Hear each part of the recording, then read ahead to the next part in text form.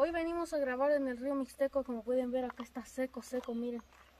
Nada más allá hay poquitito agua, miren. Poquitísima agua por ahí nada más. Como pueden ver, todo por aquí está seco y todo por falta de lluvia. Y además hace mucho calor y yo no sé por qué cargo esto.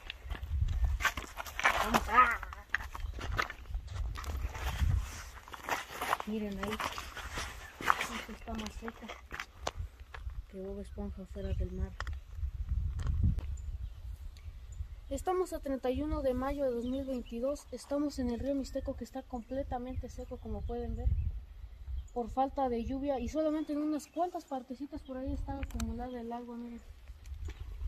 Vamos por aquí. Además hace mucho calor también.